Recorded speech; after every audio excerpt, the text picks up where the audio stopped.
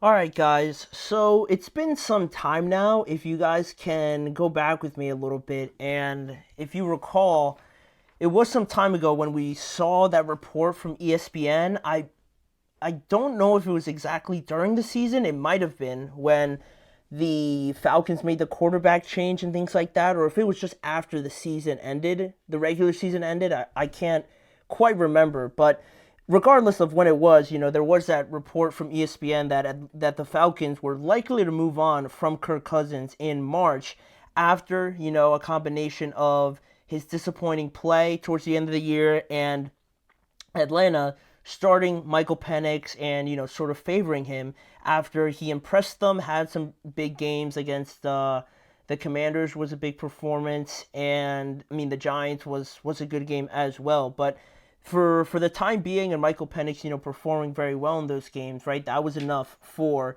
the Falcons to kind of go with him going forward, and according to the reports from ESPN, led them to a place where it looked like they were just going to move on from Kirk Cousins next month now, right, in March. So, although Kirk Cousins appeared on Good Morning Football, like I mentioned before, we went into break on Tuesday and he revealed a potential reason why, his play seemed to have this sudden drop off, right, after playing the first season in a pretty, above average way, pretty above average performance the way that he came off of that Achilles injury and displayed everything that you would have hoped for in a quarterback for the Atlanta Falcons in his first part of the season, and then to drop off like he did in the second half was pretty like mind-boggling. Like, how did that even happen, right? Just suddenly, like from one week to another, it just happened like that. And Kirk Cousins kind of shed some light on it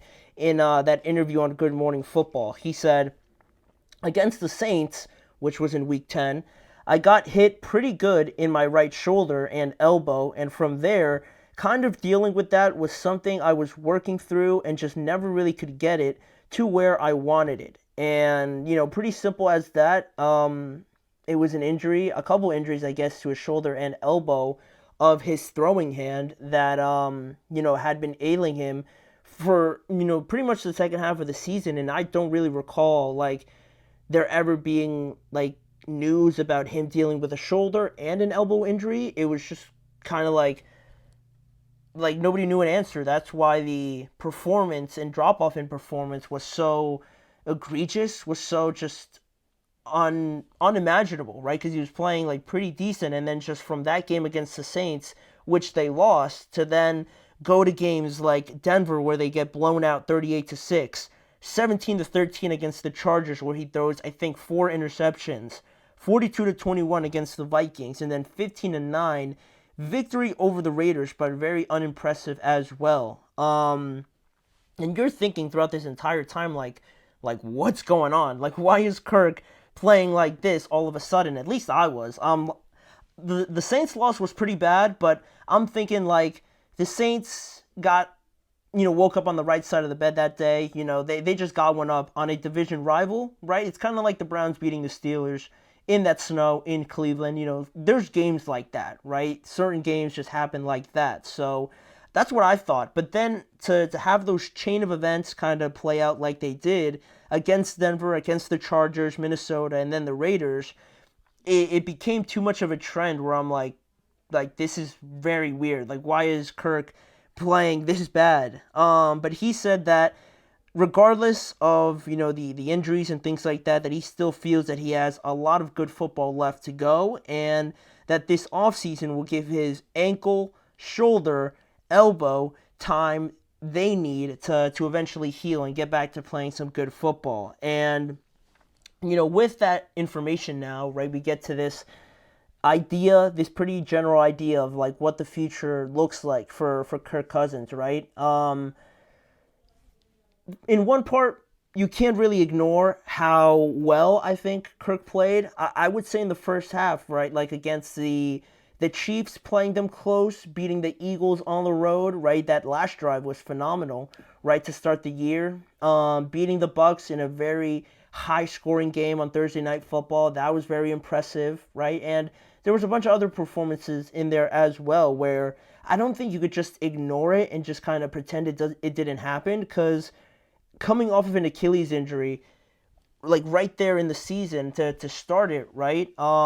Still fresh of that injury, it was very doubtful that you thought he could just walk in and look like the old Kirk Cousins. There was a lot of doubts around that. But for him to kind of get over that loss to the Steelers and next week play the Eagles and defeat them on the road and then just kind of get on this run where they were leading the NFC South, I think you just can't ignore that, right? I don't think that's really fair. But, you know, his time in Atlanta as quarterback one, over Michael Penix seems to be gone now. I don't think that if he does end up staying, that's really going to be like an open competition or anything like that. I think now the Falcons have pretty much set it in stone that, Michael's our guy. We're going to go with him going forward and just work on developing him. There's no need to go back to Kirk Cousins. So, credit to Michael Penix Jr. for taking advantage of that opportunity. And you also,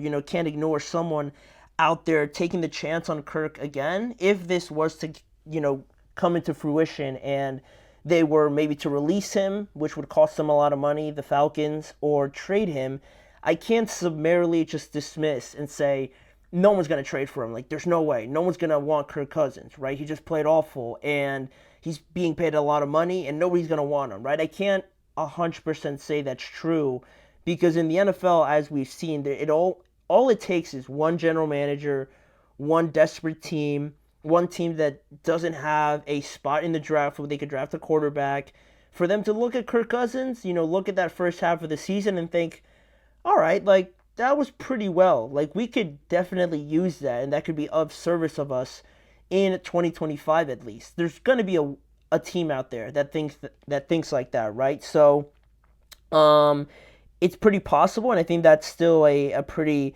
likely opportunity for him, but I don't think it'll be a trade or anything like that. I think that's where you kind of get into that mindset of hesitation, I would say, with Kirk Cousins, because I think it'd be more likely that the Falcons kind of cut him, and teams should have worked with him directly on trying to accommodate that contract, because that contract's not inviting anybody in to try and sign him or trade for him, right? No one's going to run to the Falcons and look at that contract and say, like, we want that, right? That's also another thing that they got to get over and another thing that they got to work through. So either Kirk is going to stay because nobody really wants to take a chance on him on the Falcons, and they're going to have one of the most expensive backups in the NFL, or someone does take him on, and, if it's a cut, the Falcons are going to have to pay a lot of money, or I'm sure if it's a trade, I'm sure there's going to be some compensation coming from the Falcons towards that contract as well. So they're not completely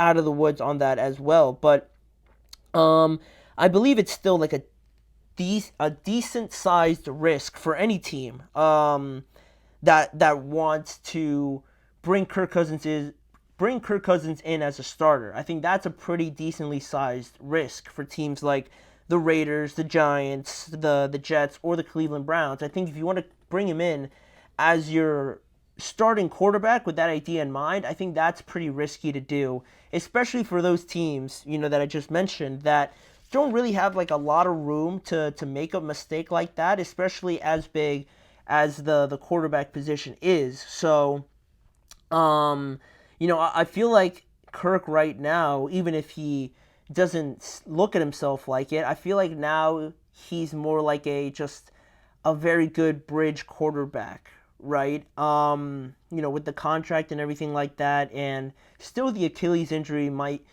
be a little weary for some people. And also, when he says like the offseason is going to be great for his ankle, for his shoulder, for his elbow, two of them on his throwing arm, right? It doesn't make it any more appealing for any team to think, I'm going to go and get Kirk Cousins while he's kind of like working with all these different injuries, right? That's also something that teams don't really want to work with also, unfortunately, right?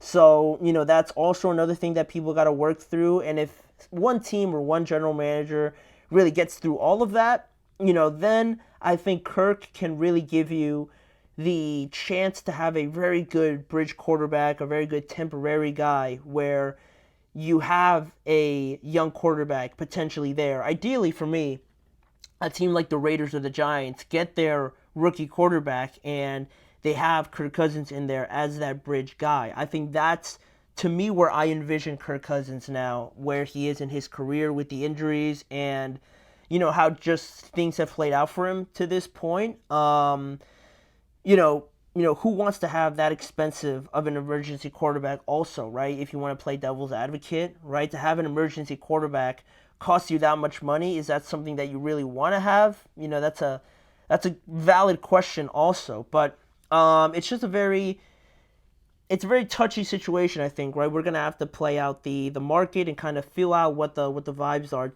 during free agency and after June and during the draft as well, right? Those are usually the dates and times roughly where you can kind of get a better idea of it. But I think generally with Kirk, I'm at a spot right now where I don't think he can be a starting quarterback that you solely depend on, right? You got to have something in your locker in case things don't go the way you intend because he costs so much and because of last season as well. So that's where I think Kirk is in my mind. Some people might think highly or higher of him, but to me, I just feel like I'm a bit more hesitant. I'm a bit more on the hesitant side of it. So let me know what you guys think. Where do you think Kirk will land? And do you still think of him as a starting quarterback? Leave your guys' thoughts in the comments section below. But we're going to move on to another quick break here. And when we return, we're going to continue our series of looking at spots for improvement for all NFL teams during this offseason. And now we're going to make a stop at one of our favorite spots in Dallas, Texas, where we're going to look at the Cowboys and look at 3 positions where I think that they need to improve on in 2025.